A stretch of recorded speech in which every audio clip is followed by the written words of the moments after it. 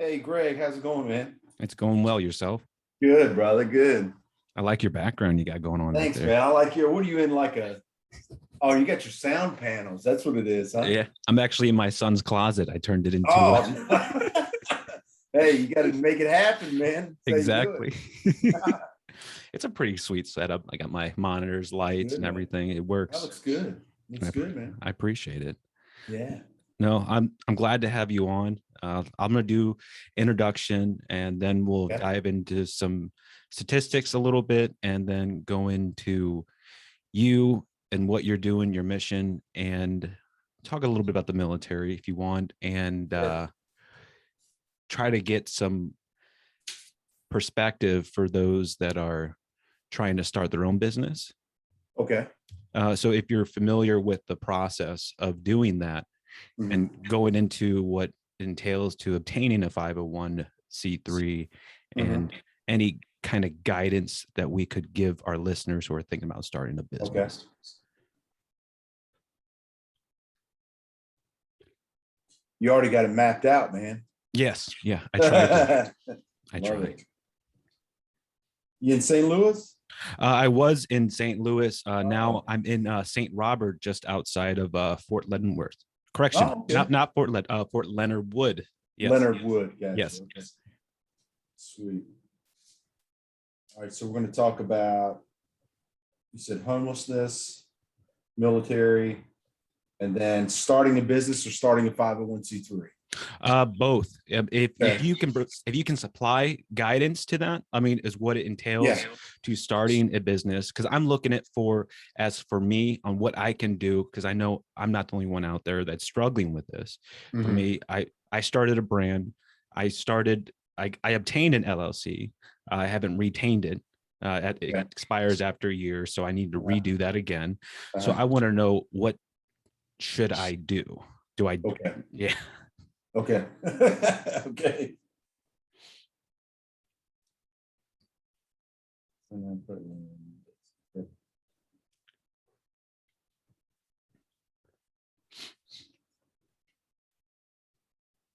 Easy enough. Cool. All righty. Treacy Dobbins, right? Correct. Okay. Tracy, Treacy, is my audio good, man? go ahead and continue. Check. There's like it's like a little bit of an echo kind of Probably thing. my air cleaner. Nice. I think I have that exact one. Is it the what brand is that? I can't even think. I got This is the Inspire Real Change brand. That's awesome. I don't know what brand. I don't know what it is, man. You know what's crazy, dude, is I was like, because it's got the HEPA filter and all that stuff. So I said, I'm gonna buy like 2 or 3 of these for my house, man. And literally I did that like 6 months before COVID hit. And then I'm like, dude, how awesome, what timing was that? Because after a COVID hit, you couldn't get these suckers, man. Yes. No, I bought 6 of them for my house. I have a newborn baby, and I got them in every room. It definitely makes a difference. Yeah, absolutely. Treacy Dobbins, you're a nonprofit leader, founder and CEO of Inspire Real Change. You're a veteran. You're a published author to the title Juice, a 40-day devotion into a journey of ordinary to extraordinary. Is that correct? That is correct. You are spot on. Excellent. Welcome to Your Transformation Station. Give us a little snapshot of who you are, what you're doing, and what your message is. Yeah, what I'm doing right now is I am leading a nonprofit organization called Inspire Real Change, and we're a brand new organization that was incorporated last year in the summer of 2020. And we were actually birthed out of, or just came from this continued problem of homelessness. And as an individual that's been working in the homeless social services community for about 7 years, I just found myself surrounded with other people that I worked with that were like, man, why do we continue to have this huge homeless problem? And I see I see some things that, where people get help with this or that and the other, but it continues. Like it never, it's like, I didn't feel like we were making progress. So that's where we, as a kind of a group and an organization, got together and said, you know what, we need to start a business, a foundation to where we can start to try and solve this problem, try to figure out what in the heck is going on as far as why we're not making progress in this area, and just try to move this thing forward. So I've really dedicated my life to trying to help others, because I really feel passionate about helping others. And I've always felt like my gift was with people. So when I put that together with, people that are on the streets, and when I engage people, it just kind of puts everything together for me, and I connect with people, and then I'm able to kind of better understand and try to figure out and try to solve these problems. No, that I like that. I mean, you're a man with a mission that sees a problem that is getting worse, and you are correct. I had to pull up some facts and figures. I mean, let's paint a picture here. The U.S. Department of Housing and Urban Development, also known as HUD, defines a person as homeless if he or she lacks a fixed, regular, or adequate nighttime residence. And then I pull up the numbers. For just the US, it's over 500,000 individuals in the state of homelessness. Yes. And I keep finding different sources that are about 30,000 people off. So there's definitely some hedging going on, because I've been finding reports saying that it's improving, when in fact, it's actually not. I mean, the US has shown an increase in 4 consecutive years. And this is just from the state of Missouri. We are able to get better facts and figures right. So why are we hedging the numbers, and what's the point of that when this is a serious issue? Yeah, I think that it's a multi-layered challenge. So and just to explain to your listeners how these numbers are obtained. So the way it's set up is HUD, they mandate that every state have what's called continuum of cares. Okay. For example, here in South Carolina, we have 4 continuums of care. So basically, if you could just take a bunch of counties and you put them together and you make an organization or an element in charge of those counties, they are the organization that are responsible for counting how many homeless citizens are in their continuum of care. Okay. So each year we have what's called the point in time count. It's in January. It's usually at the end of January of each year, where the organization that's in charge of the continuum of care, they will go and they will put volunteers together, and they will go out into the community, and then they will literally count people, how many people are unsheltered, how many people are living in shelters. And then they take those numbers and then they report those numbers up. So that's how these numbers come. That's where these numbers come from, actually. But and a lot of cases, and I can tell you from experience here in South Carolina, there's a lot of times where people are people that go out and do these counts. They're not really, I guess, equipped, or they're not really trained to go and do these type of things. And there's duplications of people. There's a lot of different things going on.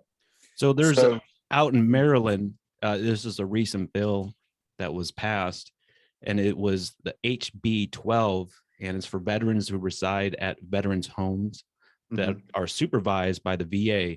So now this has me wondering, if they have a residence or some place to go, does that mean they are no longer considered homeless because they can go someplace and sleep?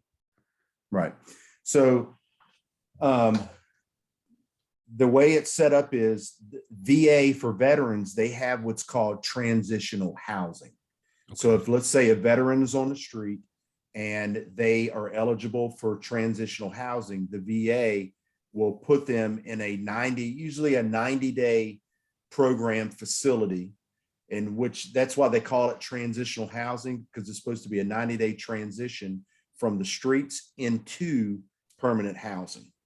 So while they're in transitional housing, they are still considered homeless because they're not in a permanent residence. Okay. So if you can't think, if it's really an equivalent of if you're a non-veteran and you're in a homeless shelter, it's the same thing. Okay. You know, it's just, I mean, you're still homeless. If you're in a homeless shelter, you're still considered homeless. What happens after 90 days and they're not able to get to a house? Well, here's the idea of how it's supposed to work. An individual, and we'll go specifically with veterans. A veteran is on the streets. They're engaged by an outreach person. The outreach person verifies their eligibility for the program. They go into a transitional housing setting, which is usually a nonprofit organization that has that type of facility. So the VA will actually put the person in there, pay the expenses for them being in there. Within that 90-day period, the goal would be find out what their needs are and get those needs addressed. Because, and really how we believe it with Inspire Real Change is we believe that homelessness is a result of underlying issues or needs. People just don't like automatically become homeless and that's it. There's a reason or a cause behind that. So within that transitional 90-day period, that's the goal, is to, hey, let's figure out what the individual need is, get the need filled. And then once we get that need filled, then we can get them into stable housing and they will hopefully be able to maintain that housing. Okay, I'd like to ask a couple more questions with federal efforts, and then we will segue over to your organization and what you do and how you impact the community. Okay. In your line of work, have you noticed any evidence on the effectiveness for federal efforts in reducing homeless population? Massive efforts. So, federally wise, and I'll say on the veteran side of the house, there are a lot of different programs to help get veterans off the streets. We've got, like I talked about with the transitional housing, we've got what's called HUD-VASH vouchers, which is basically a HUD voucher, or some people refer to it as a Section 8 voucher or an income-based voucher, but these are specifically for veterans. So there are thousands of these HUD-VASH vouchers that are active right now and that are being utilized right now. So that is a huge program. And they're using the housing choice. It's a housing choice voucher, and that's based off the Housing First model. Correct. So, yeah. So the Housing First model is, it's kind of a different, I guess, technique, you'd say. But what it is somebody, when we want to, in order to end a person's homelessness, we need to first get them off of the streets. Okay. So instead of, if you think about it, instead of saying, okay, well, let's put this person in a treatment program, and then after that, then we'll look at housing. Housing first is, hey, let's get them into housing, get them stabilized, and then we can start working on what their needs are. Okay. Yes. Yeah. No, yeah. That's a fantastic program. Mm-hmm. Now, is there anything you would like to address with the ineffectiveness of previous federal policies in reducing homeless population? I think the only challenge that I have seen is that I don't think that we really have a good pulse on the needs of our communities. And I'll say it for here where I am in South Carolina. That's one of the things that we as Inspire Real Change are focusing on, is really truly understanding the needs of the community. I can't sit at a administrative level and understand what people are going through or what the need is in the street. I can't. I have to be in the streets. I have to have those relationships with people. And I have that's the only way that I'm truly going to understand what the needs are. So I don't think literally, as I talked about with, the annual point in time count that takes place and people go out and engage people or count people, I don't think that reflects a good pulse of the needs of the community. And in turn, a lot of times needs don't get met because they're misunderstood. And I'll give you a real simple way to think about it. If I go down, and I talk a little bit about it with our organization, our research project, but if I go down, when I've been doing research, our organization, we have a research project right now. I've already worked with 20 individuals currently experiencing homelessness, and 19 out of those 20 people have healthcare related issues that are not being treated. So, I can't, for me, I wouldn't go back and say, well, no, the problem is housing. We don't have enough affordable housing. Okay, well, in reality, if what the data that we're collecting is, we don't have enough resources to help individuals with healthcare needs that don't have health insurance. I can see that. You see what I'm saying? Yeah. So that's the need is resources, healthcare resources for individuals that don't have healthcare insurance to address and fill those needs, because at the end of the day, that's going to promote their ability to enter into stable housing and maintain housing. So that's how I would frame, hey, this is to really understand the need. We need to, I don't think we've really done a good job of communicating what the actual needs are in a lot of communities. So for those that don't understand, you're down in the trenches, and people are just looking at it from numbers, from what he said, she said. With your experience, can you relay to our audience how somebody gets into this situation of being homeless? Yeah, so there's no cookie cutter model. There's no typical case. When I first got into the social services arena, I just thought, I step into somebody's problem, and then they go, oh, I need A, B, and C. And then I move them over to A, B, and C. And then they check that box, and then they move on and they're good to go. And I quickly realized that is absolutely not how it works. So what I realized was you have to get down to a grassroots level. You have to embed yourself into the community to, one, like I mentioned earlier, understand the need, and two, to better understand people and to work with people at their level. It's like meeting people where they are, and then finding out what their needs are, and then navigating them through that process to get those needs filled. Is there any? No, go ahead. Go ahead. Is there any particular, I would say, like, reason on how they end up? Is it like, I'm thinking of a possibility, maybe they got fired and then something to do with drugs or something that they started using, and then it's just been a downward spiral from there. Is there a common theme on how this occurs? Or I understand it's a case by case basis, but what have you came across where you are starting to see, like, okay, this is a continuous pattern? I think the alcohol abuse, I've seen a lot. I've seen a lot of behavioral health, and believe it or not, I've seen a lot of relationships. One thing that really stands out to me, and this is something that, for me, I always find out, like, well deep into the relationship of working with somebody, a lot of people find themselves in being unsheltered to where, or as a result of a death of a family member.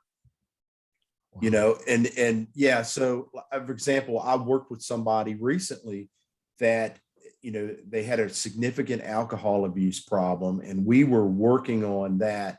We were focusing on that. And then when we started to peel back the layers, we got down to the point where this person said, my father passed away 15 years ago. And I said, well, when did you really start drinking heavy? And they said 15 years ago. And I said, well, do you think they're related? He goes, oh, I absolutely think it is. And I said, okay, well, then we've got not only alcohol, we've got some grief issues. So it sounds like the grief drove you to the alcohol as a way to cope. Mm-hmm. In turn, that alcohol took you down a road to where you were unable to maintain steady employment, and then followed by becoming homeless. It's just a series, step-by-step series. That makes a lot of sense now when you put it out there like that. There's a situation that occurs, something that's very emotional, and mm-hmm. the next thing they know, they start self-medicating. Mm-hmm. And at that point, it's happening too long where they don't know what to do, and they just continue mm-hmm. to self-medicate. Yeah. And it's a vicious cycle. And I don't know, it's one of those things where it can happen to anybody, really. I mean, I think we could probably all relate somewhere in our lives to where something impacted us in life, and we went, how do I deal with this? I don't know, but you know what? I'm going to grab that bottle or that can, and then I'll pour it down my throat, and then I'll forget about things for a few hours. And then tomorrow, hopefully I'll wake up and I'll get it figured out. And then we wake up the next day and we haven't got it figured out. And then we repeat that same cycle over and over. And then before we know it, we're in trouble. Mm-hmm. So I think it happens a lot more than we think in regards to homelessness. But one other thing I wanted to add to was, and I always tell people, and we believe this as an organization, that, just handing somebody, if somebody's homeless and just handing them a set of apartment keys and say, hey, we're going to pay your rent for 6 months, it doesn't solve the problem. I always use the analogy of, imagine that if you have a healthcare need, and then you go to the doctor, and then they put you in the they check you in, and they put you in the waiting room, but the doctor never shows up. It's the same equivalent for homelessness. I can hand you the keys to an apartment and say, hey, I'm going to pay your rent for 6 months. And then, I've quote, now you're not homeless, but I haven't solved your problem, because the chances are great that if your needs are not met and we haven't fixed that, filled your needs, you're going to, 6 months later, you're going to be back out on the streets. No, that makes perfect sense. Which brings a thought. What about for people that are driving by, they see somebody that's homeless, they have a sign up, and they give them $1, they give them $20. Mm-hmm. Now, is that solving their problem? Obviously, no. But mm-hmm. what can people do that goes beyond that?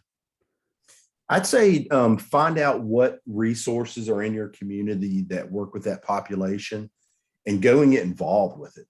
Whether it's spending some time, if you have a shelter that's close to where you are, go and volunteer there. Go do something.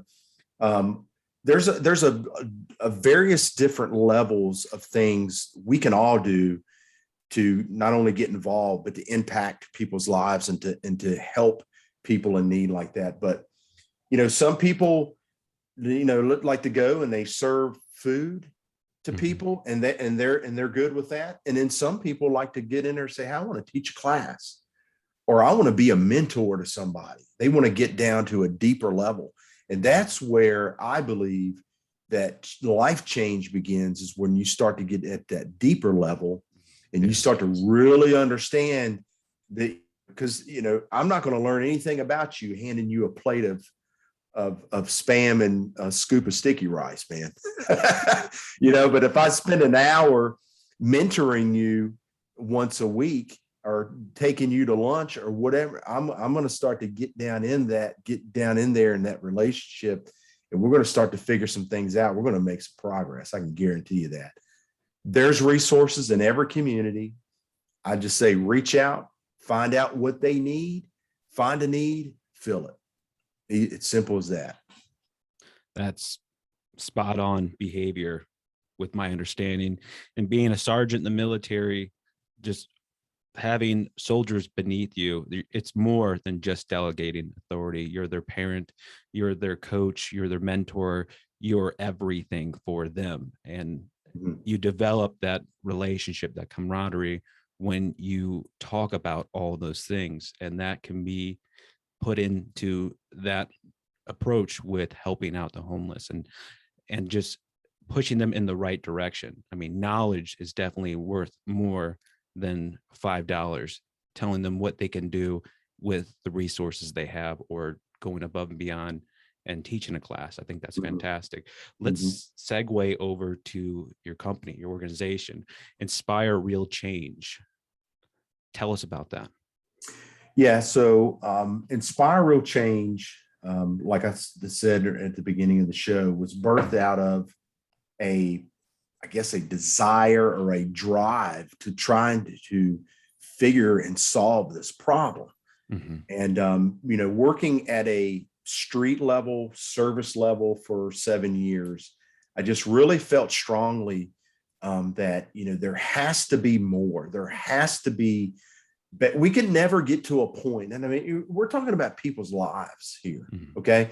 We should never get to a point where we're just satisfied with where we are. We should never be there. We should always be trying to, like, hey, what's next? What's next? Let's try this. Let's do. I mean, and that's where Inspire Real Change come from, is with a group of us sitting down and writing out kind of bullet points of, what do we want to do? What do we want to change? What do we want to, where do we want to move the needle? And then it all just came together to where we put a board together. We started to work on a business plan. We started to kind of pull some things out of what we were doing that we felt were different, not because we wanted to be different, but because we wanted to make a change. So we thought, in order to make a change, we have to do something different, but we don't want to sit at a high tower and tell people what to do. We want to be at a street level, standing beside the people that we're trying to serve and advocating for them and educating people on these stories, because these stories were just, I mean, some of the people that we've worked with, these stories were just like incredible stories of resiliency, of, compassion, of just amazing. And we thought, we have to tell these stories. Like, I have to bring these, I have to show people what I've seen. I have to show people who I'm working with, because it's so powerful to see somebody go from the streets through a process into stability. And that's where Inspire Real Change came from, was, we want to inspire something new. We want to, because we believe we can make progress towards ending homeless. We truly believe that. And that's where our mission statement came from too, was transforming homeless social services to better serve people and communities. Transforming, meaning it never stops. Like, we just don't go, okay, we've done this and we're done. No. We continue. It's always transforming. And then we believe that when we transform people, that it automatically transforms communities. So we're always people first. We're always about never accepting, hey, this is just what it is. Because I really felt in some circles in social services that I worked in, that people were, they were okay with, oh, well, yeah, I mean, we've housed this individual twice and he's back on the streets again. So, oh, well. And I'm like, no, we need to go back and we need to find out the entire history of what happened in this process to figure out what went wrong, and then we need to fix it. Yes. It's like, if you think about it, like, and I make that comment like, oh, we've housed him twice and he's back on the streets again. Hey, we did what we needed to do. I'm like, no, think about this. So you've probably spent, I don't know, maybe $8,000 to $10,000 on rent. That doesn't even include how much time was spent manpower wise, case managing, referrals, all these other things. So we may have, in this situation, we may have anywhere from $20,000, $25,000 spent on this individual, but yet they've made absolutely no progress. So there is a issue somewhere in there. And I'm not going to just sit back and say, oh, well, no, we need to find out where that broken piece is, and we need to fix it so this doesn't happen again. Because that situation, imagine that happening 10, 20, 30, 40 different, 50 different people. It's being wasted. And what I see is they're looking at these people like they are just a number. Like I attempted, he's made no results, no positive change. Okay, I'm gonna give it one more shot. Then at this point, I'm going to let him go and move on to somebody else. When it takes more effort than that, if you just get down and talk with them one-to-one and understand why, and then interacting with them, being emotional and seeing where the trauma lies, because we all suffer from this. This is a much deeper thing that I'm going to go into. Is we all have past trauma we deal with. For the people that have their homes, the people that are successful, they figured out a way to live with those traumas and look at it from a neutral perspective. For the people that don't, they have not yet figured it out. And that's where we are supposed to teach them. And once they get past that, then there's nothing holding them back. Yeah. And I think I always tell people, and you brought it up earlier, housing first. I always say it's housing first, not housing only. Because housing first means that you house them first, but yet then you step in and start filling those needs through that, professional relationship, case management, whatever you want to call it. But it's not just, here's your keys, we're going to pay your rent for 6 months. I hope everything works out. Because if that's the case, I'm confident it's not going to work out. So you were in the Air Force for over 21 years in intelligence and force protection operations. What inspired you to tackle this issue right when you transitioned out of the military? That is a great question. Honestly, when I got out of the military, the trip for people that did what I would as an intelligence analyst, the typical track was I go get a government job, I sit in a cubicle, and I had a real high level clearance, so I just sit and do my thing and make good money. And I couldn't do it. I said, man, I want to do something like that was bigger than myself. And something that really helped me make that decision was when I got out of before I got out of the military, I went to spend a week at the Dream Center in Los Angeles. So I lived there for a week, and that just like blew me away and changed my life. And I said, man, I want to do something that's bigger than me. And I just want to serve people. I don't know what it is exactly, but I'm just going to put myself out there and just start working with people. And that's where I came into working with the homeless demographic. And the crazy thing too was that in the military as an intelligence analyst, I used to analyze data. I used to problem solve a lot. I used to go through processes and all these different things. And now I'm finding, I'm able to use a lot of those skills in working with people in this demographic, because I'm like, hey, we've got all these processes, we got all these things, And I'm able to, to extract a lot of this data from it and come up with some good assessments or come up with some relevant information that we think could like really be a game changer. So that's the crazy part about the whole thing. And realistically, it just tells me personally, I'm doing what I'm supposed to do. I'm where I'm supposed to be. Tell us what is the Dream Center? What is that? The Dream Center is Matthew Barnett's. It used to be the Angels of Mercy Hospital. It's in pretty much downtown Los Angeles, but he bought it. Now, I think it was about 20 years ago now, but he turned it into a 24/7 homeless center. Wow. Where you can go and live there. They've got a family wing.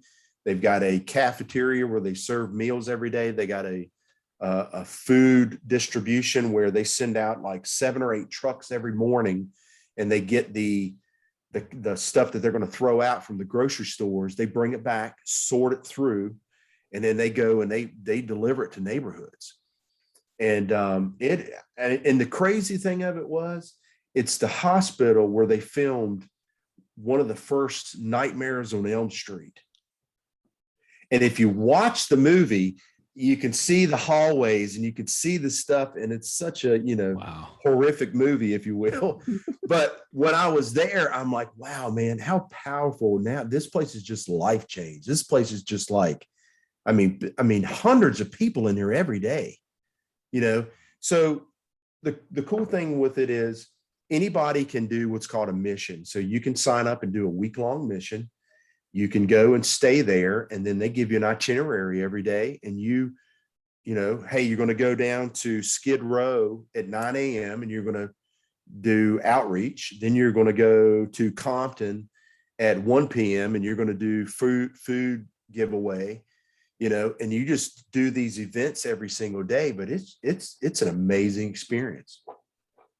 Now let's transition over and cover some business aspects.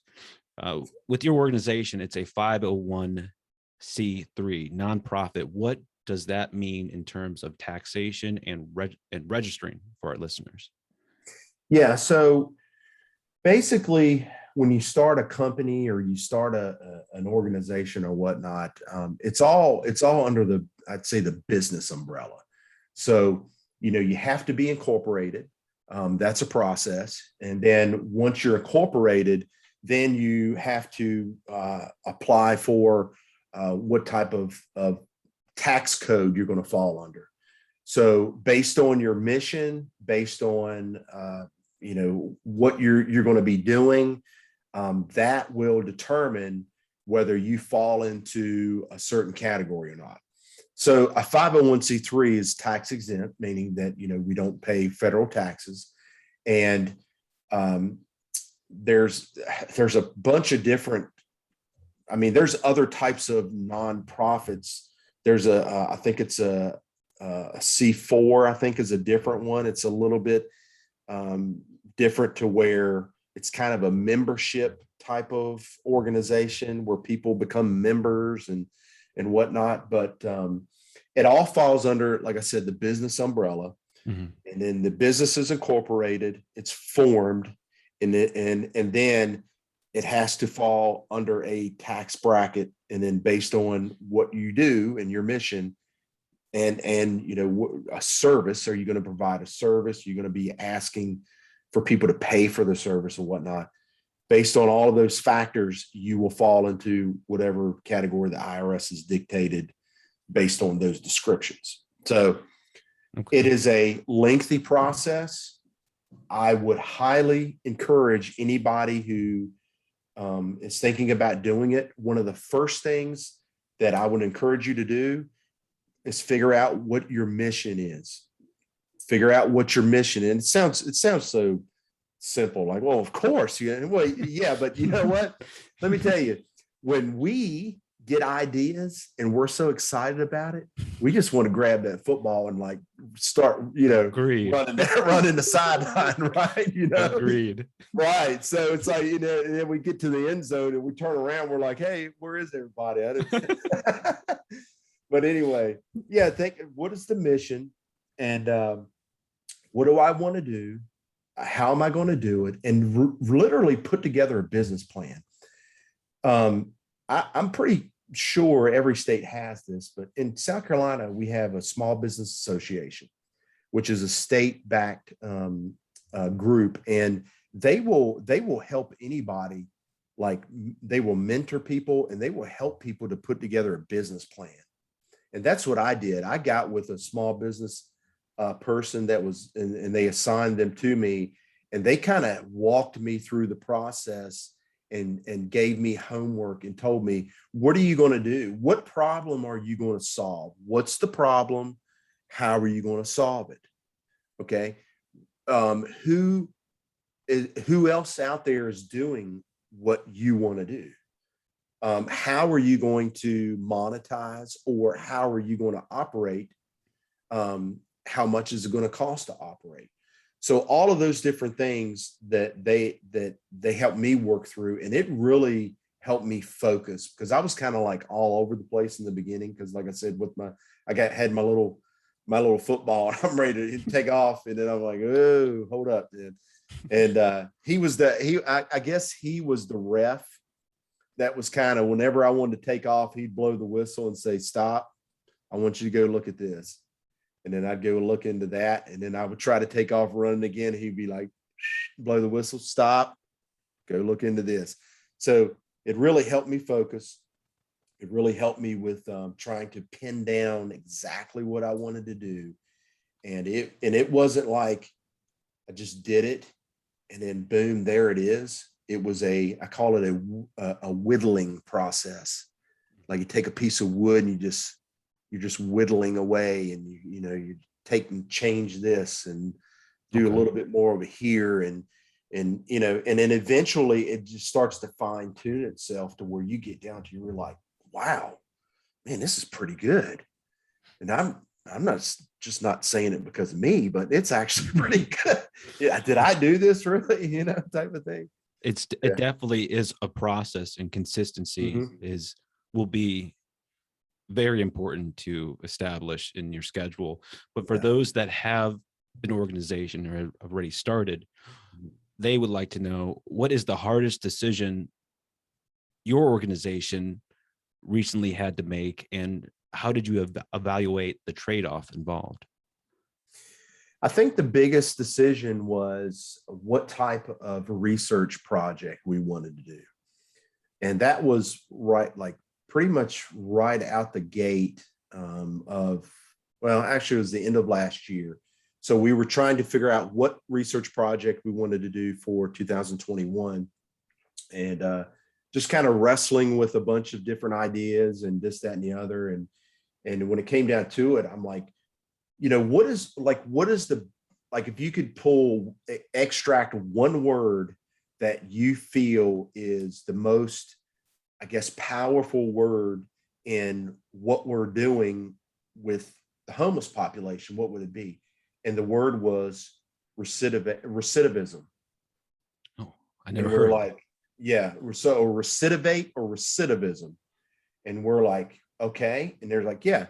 So we've got all these people, just like we talked about earlier, we've got these people that are homeless, and then they get housed, and then they fall back into homelessness.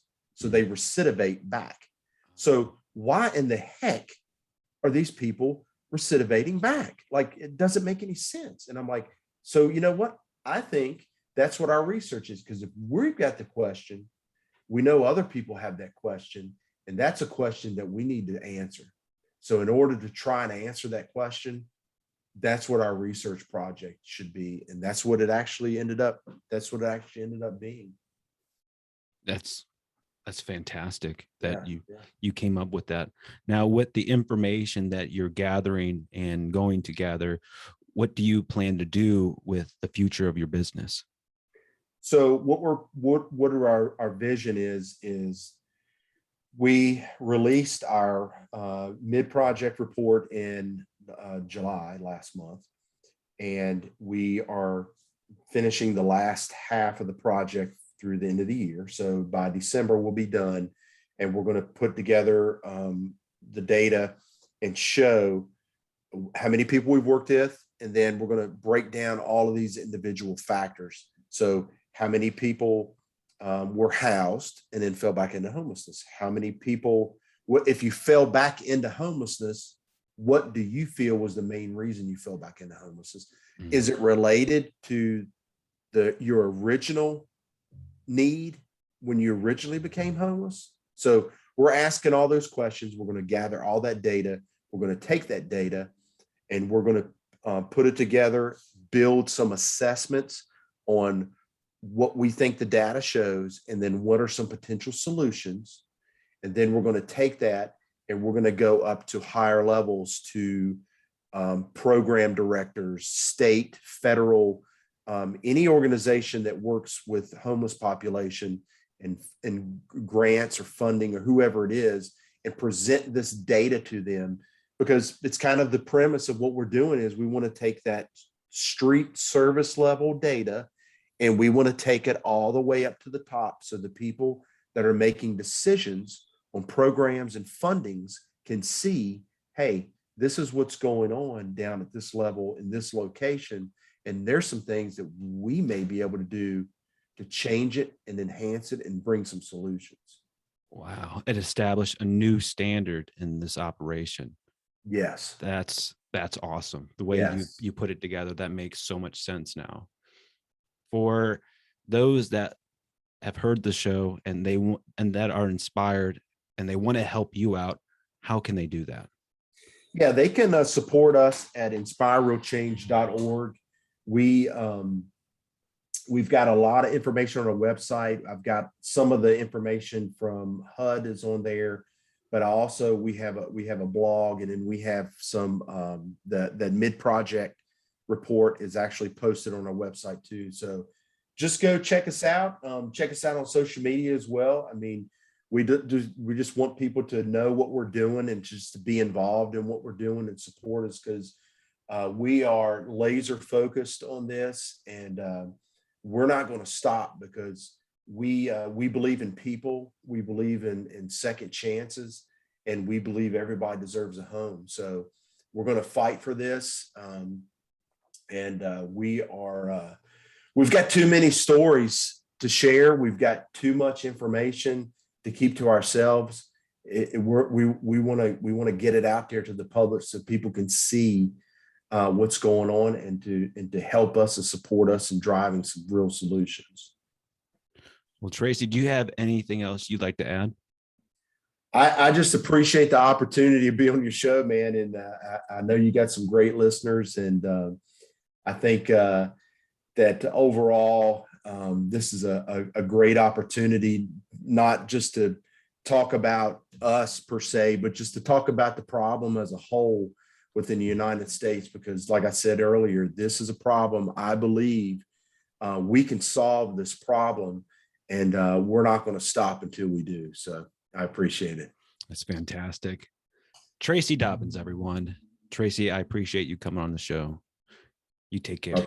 My pleasure.